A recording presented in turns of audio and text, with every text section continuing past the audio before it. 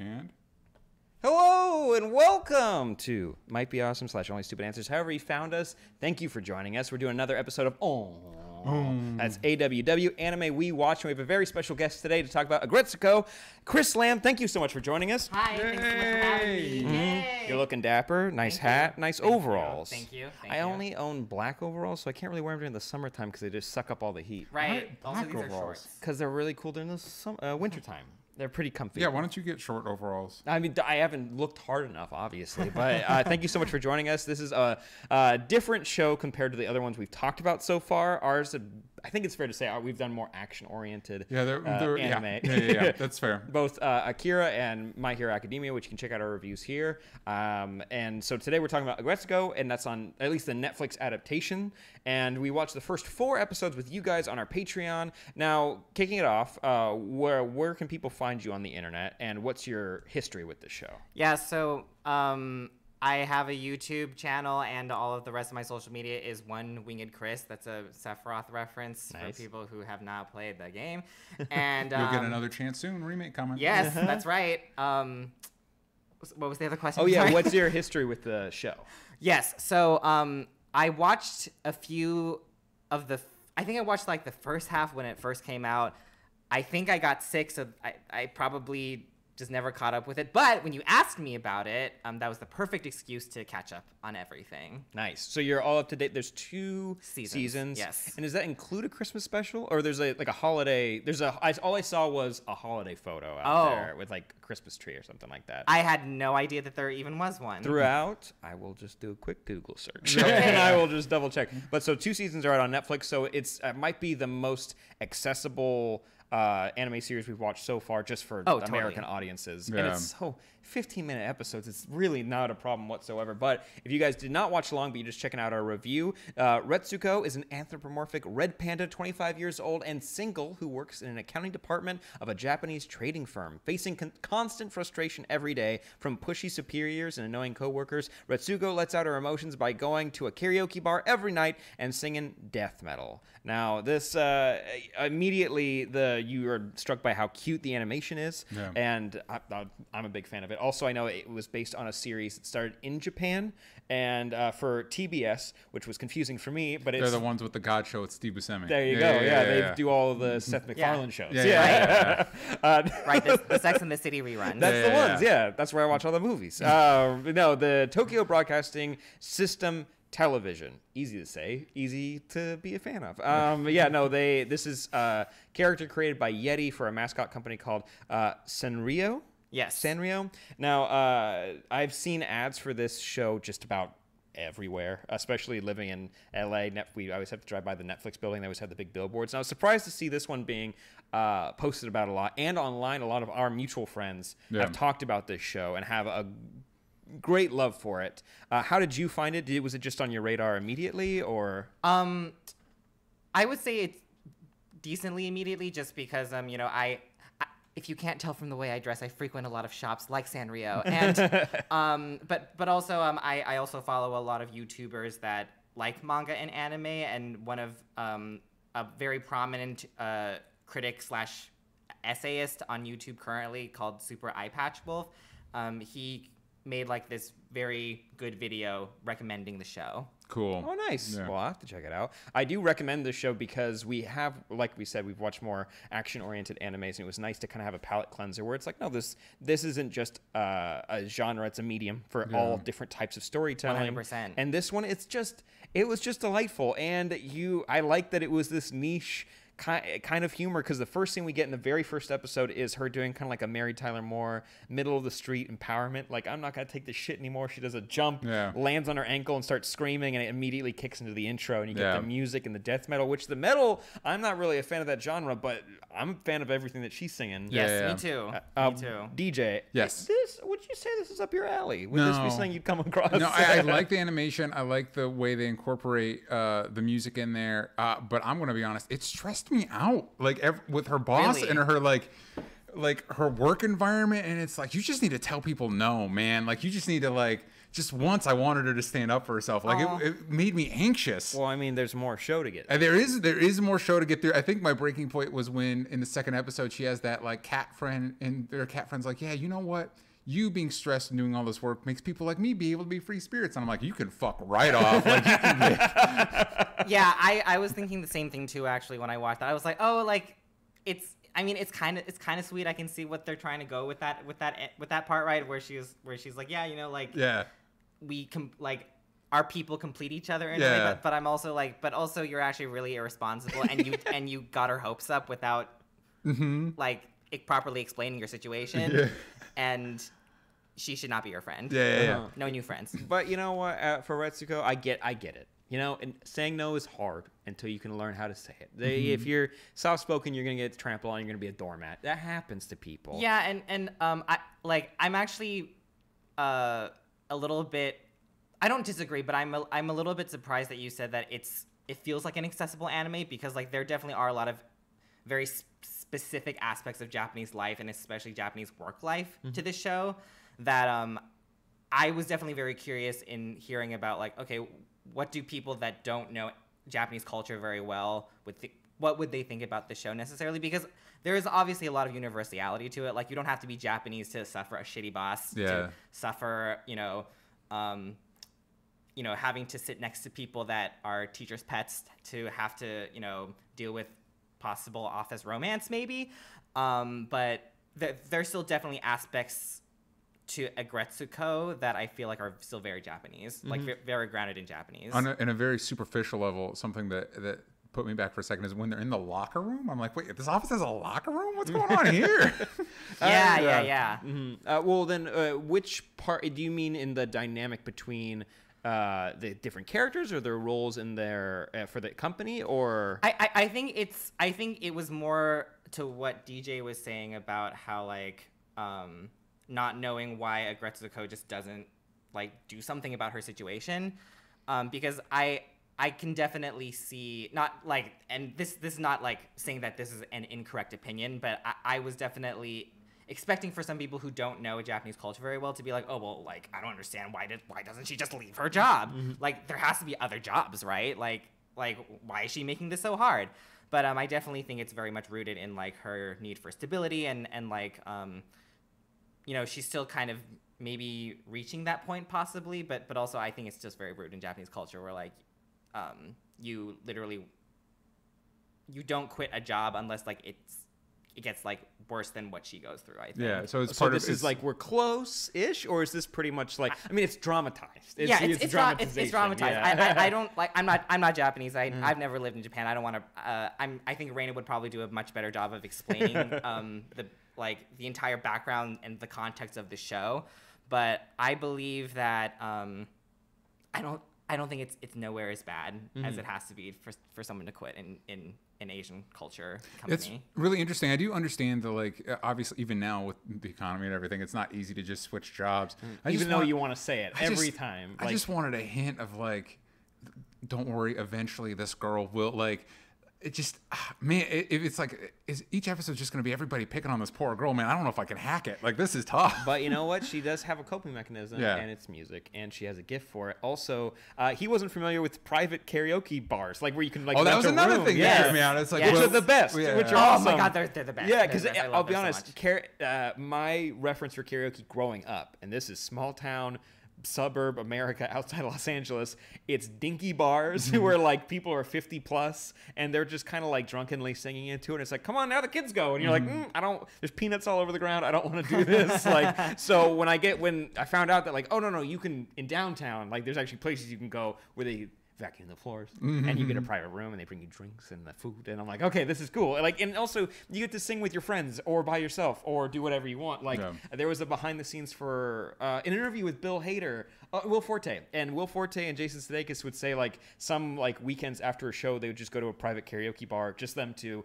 and would sing until like 4 a.m. and then they'd go home again, because it's a good cathartic way to kind of like get all that energy out. And I like that she's used that metal is also like, that's part of her soul, that's part of her fabric. Yeah, it's I did not grow up listening to death metal either, if you can't tell from the way that I dress. And but I feel like seeing what she goes through it just totally makes sense, right? You're like, okay, it totally makes sense why you like death metal, and like why like you need something to like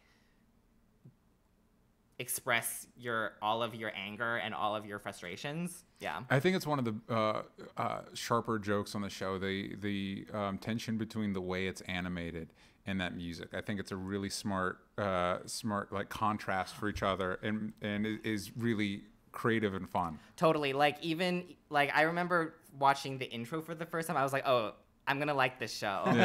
Because like she's literally just like bobbing back and forth, but it's like to death metal, right? Yeah. And then on one of the, because she's bobbing from one leg to the other, and on one of the legs her like head twitches a little bit. Twitches with the guitar strumming. Right? I remember that. Yeah, they're paying attention. They know what they're doing over here. They know what they're doing. But going back to the dynamic, we can go ahead and throw this guy into the bus. The boss. Her boss is the worst. Literally a corporate pig. Oh yeah. He what I think I had Principal Tom, or I'll pull it up really quick. I had the list of the characters, but no, he's the worst. But I will say her friends I'm super on board with, and specifically the joke that got me really hard, and I haven't forgot about it, is Fenico, her immediate neighbor, who's like a creep, who's like, oh, I've noticed this girl's Instagram. She posts food, then like hand picture, then selfie, then food, and then a thigh pic, and that means she's going on a date. I'm like, oh my god, oh my god. Could you? What if you found out someone was talking about your social media feed in that level of depth? Wow. But I'm also a big fan of her laugh. It's a good bit. We did switch between the English dub and then original Japanese with subtitles, because we accidentally did subtitles with English dub, and they do not have subtitles for the English dub. No, they don't. It's just the Japanese dub. That's usually how it is. Well, that can be how it is with with dubs and subs sometimes. Especially when the translators try to make a very good effort of trying to help things go through translation, not make things so literal. I was actually gonna say I actually have a note saying that like the English dub is actually very good, and like the actors actually make very strong choices. I think we've lucked out with the stuff we've watched with the English dubs, because I thought the voice acting in My Hero was really solid. It's pretty solid. And then Akira, for the most part, even though it's 30 years old at this point, so I'm sure it wasn't on the cutting edge of dubbing. No, but I thought it was pretty solid. Yeah, same. And I did like the dub in this. I'm also a big fan of Haida. That's the hyena. Oh, I love friend. him. No. Yeah, he's so charming. sweet. Yeah, he's so sweet. Way to make a trash animal look cute. Because if you look at hyenas in real life, they are scary Right. animals. Also, just coming off of watching Lion King. Yeah. Right? That's another good reminder of like, wow, what happened with hyenas, man? It's just, they're so weird. They're pretty gross, but I did want to give a shout out to this Miss Washami and Gori. Is that who this character is? Yes. Okay, Gori? thank you. Yes. Oh, I was looking at the wrong one. Director Gori. Thank you. And then and Washimi is the secretary bird, who's the secretary. A secretary bird is amazing. so good. I didn't know that there were secretary birds. I know, they're beautiful. And They're I'm like, very beautiful. if you needed like a confident like bird that struts down the hallway, I'm like big fan of that. Right. Yeah, I like those characters a lot. That was also one of my favorite moments when you first see that pair in the first episode, and right, because Retsuko is like, oh man, like they're so cool, and like they have all their crap together, and then immediately like when they turn the corner, right, Gori immediately breaks, right, and it's like, oh my god, my ankles hurt, and when she was like, no weaknesses. But for me, like that example is I've never able to nail that. Like their goal is walk down the hallway as confident as possible, and that way you can like just give off this air of like you got your shit together. As soon as you turn the corner, you fail. My history is I start to do that. I don't see that there's a slippery patch on the ground. I slip, sprain my ankle, but I don't want to say anything about it, and I keep walking on it. I did that outside of an improv class, and I'm never going to forget it. I did it in front of the cool guy, too. Anyways, but I know that feeling, and I do like both of them, and where we got in our watch-along was into episode 4, where Retsuko's pulled in by the protein kangaroo yoga instructor. Such a good character. Protein. Such a good character. And gets pulled in, and we find out that they're now going to hang out together, which I'm a big fan of. So this actually might tie into what you were talking about with Japanese culture, because there is a whole point in that episode where she starts going off on a tangent of like, well, maybe I can just get married and quit my job. I'm like, this is a little dated, but I'm assuming maybe in Japanese culture it doesn't come across the same way. Well, I'm not sure actually. I think that's definitely an aspect of it for sure. But I also think that's just more Retsuko's character of just like she's still in a place where like she doesn't know how to pull herself out of her own situation. Yeah. She like we will continue seeing I hope this doesn't count as a spoiler, but like that like we will continue seeing her not realizing that she keeps expecting other people to help her and like she just keeps expecting herself to be the princess and for like a prince to save her basically. Interesting. That's an interesting take on the show. I like that. I also like that they immediately, the second she gets that idea, like she talks to the hyena, and he immediately like, well, no, I'd probably have you work. Like, you know what I mean? Like, then we can go to drive to work together. I'm a big fan of it as well, but also I'll say this to Retsuko. There's definitely been a point when I was like growing up, I'm like, if I didn't have to make money right now, that'd be pretty cool. So I just wait for that rich lady.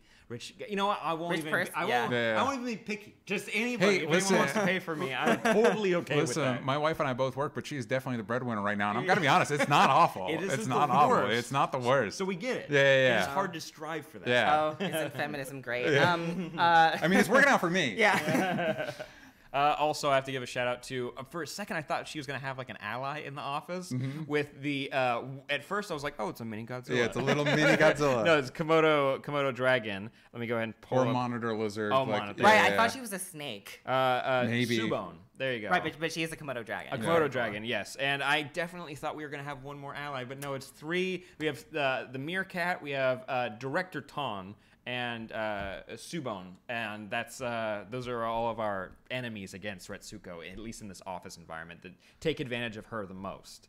And then there's that deer who's not really an enemy, but she's not an ally either. No. She's a teacher's pet. Yeah. and she's able to manipulate the system, which and honestly, good on you, girl. Like if you can if you know how to make yourself happy in this situation, go for it. Yeah, you're just playing the game. Yeah. Like we've all seen those Listen, before. don't hate the player, hate the game. Yeah, exactly. Yeah, Retsuko just doesn't know how to play, Yeah. and that's fine too. You'll figure it out. You got your karaoke. I do like that she brings her own microphone, which I definitely know there are people who do that. But do you know people who do that? No, Yeah. I do not. But I respect that commitment. I respect that commitment. You know, she clearly has done this a lot, which is why she has her own mic. And yeah, like she reminds me of like those people that invite you to karaoke but can low-key sing and don't tell you, you know, right? Right? It's a little shitty of them. Right. But like, It's got almost like its own version of like pool sharking. Like, hey, you want to play pool? Right. Oh, I got my own cue. Like, oh wait, time out. Hold on. Wait, when this. they have a carrying case Yeah, and they yeah, put yeah. together like a sniper rifle. Right. You're like, oh shit. This might be something you guys can help me with because I do not karaoke. It's not something that lights my heart on fire. I've always assumed there's an element of showmanship to it. So the idea of doing it alone confuses me. It's kind of like for me, because I've done. I mean, it's like singing in your room, singing in the shower, singing in your Yeah, so car. why don't you do it there? But what if you got a sound system and Oh, fair. lights? Okay. And people were bringing you drinks and people were bringing you food. Good point. Yeah, that's my a good appeal, point. at Okay. least. And plus, like, if you really do like singing as much as Aggretsuko does, that means that you don't have to wait for your turn. Oh, fair enough. Fair Like, enough. you don't have to like put your little card in. Because and- Got okay, it. I've never said this on air before, but like I don't sing by myself, but I do have a karaoke buddy where the two of us we will just literally rent our own room. Yeah. No one else I know does this, but like both of us were divas on the mic, and so like we'll both be like, okay, we both like singing and we both think that we're really good at singing, and so like why not just like not invite other people and not bother and not like have them be annoyed at us, and we'll just both take turns singing. Like so we'll get the proper amount of break, but we won't have to wait too long to go next. See, that actually makes sense to me because it's you and your buddy. Like there's about you're entertaining yourselves and each other and everything. It's the alone one that I was like, I don't know if I quite get why this is happening. I don't think it happens that often in like real Japanese culture. I don't know. Yeah. Again, I don't know, but like I definitely think it's probably meant maybe more to like just represent like this is like her one physical safe place in the world, right? Because like nowhere else feels like it's welcome to her. Yeah. Yeah. I mean, the more I see her doing it, the more I just want to try it out as a stress reliever. Ooh, yes. Right? Yeah. Like Yes. it's just like because I wish she also had a therapist, but like that's her own thing. If this makes her feel good, I just kind of want her to talk to someone outside of. Good point. That's a great point. This, but hey, that's a great point. Also, it's a musical comedy. I don't think we need time for her to talk to a therapist. Quick question: what's your go-to karaoke song? Ghostbusters theme song. There you go. What's your go-to? Reflection of Mulan, obviously. Yeah. Ooh. If I'm doing it with my girlfriend, it will be I Can Show You the World, but I do the high part, and I can't for love. Wait, you do Jasmine's part? Oh, yeah, I try. That's so funny. I have to, That's so funny. I gotta shoot my shot. I gotta hit those notes, and it's Shoot so your hard. shot. Wait, Yeah. so Even tangent though you real ain't got quick. no arrows. You said Mulan, right? Yes. Are you excited for the live action one? Oh, totally. Do you want Mushu? Because I want Mushu. I like Mushu, but I did write a tweet that seemed to resonate with people talking about how, like, okay, guys, like, I totally get why you guys are upset about Mushu not being here, but like the original animated movie is perfect, so why would you bother even trying to touch it? Yeah. Like, why not just, like, why would Disney bother, and why would they not just make a movie that totally tries to stand on its own? Fair enough. And also, like, I really appreciate the direction that they're going with it, because like it reminds me of a lot of the kung fu, and also Chinese war movies that I grew up watching. Yeah. Cool. Also, like, there's been a trend recently with like with Charlize Theron in her, it was like John Wick, similar to her Atomic Blonde. So you got that, and you have the Black Widow movie coming out. It's like all these really like strong female leads in these action movies. I'm like, it's kind of cool if you did that with one of the Disney princesses and you fully like made it a war movie and she kicks ass. I'm on board. I'm excited for that movie. But on the absolute flip side of that, Retsuko. Yeah. I don't think she's getting any fights anytime soon. But also, Retsuko, this show is probably more bleak than Mulan, though. I agree. We're going to talk about The Boys, the new Amazon show, on our podcast, and it's like, man, I think those characters are less mean. No, they're not. They're way worse. Yeah. But they're way worse. Yeah. They murder people. So, but still, it was a very similar, like, oh man, these people are tough. Now, looking at this show as a whole, since you've watched all of it, and we can kind of attest to at least the first couple episodes that we've watched, what would be some highlights that of this show that you'd recommend to people? If like, oh, I'm kind of like, what would be some of the aspects? I'd say the humor in this show is really like tight, and workplace comedies resonate with people. I think it's not, you're not gonna watch The Office, but I think Office humor everyone can understand it pretty quickly. Yes. And I'd also say like the musical aspect of this is. It's more impressive than I thought it was going to be. Like what the composition of the metal music. But what about you guys? Yeah, I would definitely say that the music. I mean, the juxtaposition is obviously what sells it in the first place with all the marketing and stuff.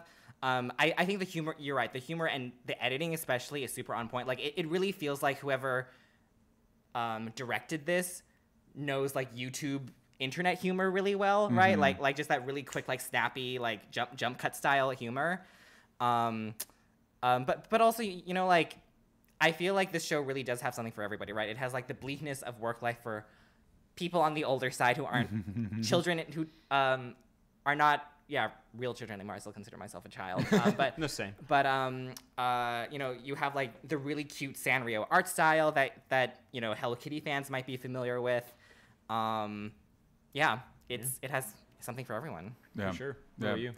I agree with both of you. Yeah, I agree with both of you. No, it's a solid kind of like tune out just a little bit if you want like a comedic thing to watch at the end of the day. I think this is like, and it's 15 minutes. It's kind of like it felt like as long as it takes to like get ready for bed or something like that. Like you could just watch this really quick. So it's not like a huge commitment, but I feel like people who want something a little bit different from like the high octane other animes or something like horror centric, like this is a nice, just safe anime just to check out and unwind with. That's how I'd say. And outside of anime, I really still feel like there really isn't quite a show like this quite yet. Like, obviously there's The Office and, shows like Parks and Rec and The Office, but I still feel like this has a very the bleakness is just very well highlighted from just how cute the art style is, right? Yeah. But I actually had in my notes that I would also say that if you like, a film like American Beauty, you would you also might resonate with this a lot actually, because I immediately, like, just in the first episode, I actually immediately thought of the wife in American Beauty because in the beginning, Retsuko, right, like she's basically like kind of grasping herself right in bed and being like, in 10 seconds, when I count to 10, I'm going to be a model citizen. When I count to 10, I'm going to be a model citizen. When I count to 10, I'm going to be a good employee. It kind of reminded me of the way that the wife in American Beauty was like, you know, I'm going to sell this house. I'm going to sell this house. Yeah. I'm going to sell this house. Right? Like very, very much like, okay, I'm going to put on this mask because no one else can see like how upset and angry I am at the world. Yeah. 100%. That's a great point. Yeah. So any final thoughts? Because I want to get to rating. I'm thinking out of 10. But I think just finally I have to say that these are adorable, and I kind of want to go look for plush figures so I can give those to like my nephews and my niece, because this would be like way up their alley. Yeah. I'd let their parents know that like there's gonna be death metal playing, but like it's not too bad. But it's adorable It's death metal. adorable. The parent, my sister and her husband will definitely connect with the office life. They'll get that. Yeah. I'd give it like a solid like 8 out of 10. I think it's for like the humor and the musical aspect of this, and also I don't mind seeing cute animation every once in a while. I feel like I've been watching too many hyper realistic animations. I like that this has a clear style and executes it very well. But what about you? Yeah, I was gonna give it around that score too. I think I would give it like an 8.5. It really hits on a lot of notes that I really like. I love shows like Steven Universe that appeals to both young and old audiences at the same time. Like, it's very difficult to do that, and it takes a lot of thought to do that. But there are definitely some aspects, especially I'm giving this rating, if that's okay. I'm giving this rating like across both seasons. Nice. I'm not giving it a 9 or like a perfect score, because like there's definitely some plot points where especially in the second season, it's still very good, and I still recommend everybody watching it the whole way through. But I'm like, I kind of tuned out a few times. You know, like I was like checking my phone, looking at the release date for like the Final Fantasy VII remake, all that stuff, that type of thing. Yeah. We do have one now, right? Yes. Okay, I was gonna say. Yes, we do. Yeah. Because Square Enix likes to take their time. I would also give it an 8.5, 8 out of 10. Yeah. Because even though it wasn't, it kind of made me anxious. It was still, the humor was sharp, and I like the perspective, and I like that something like this exists, and I think they did a good job executing it. Yeah. Yeah. And to your point, like, so you haven't watched past episode 4, right? No.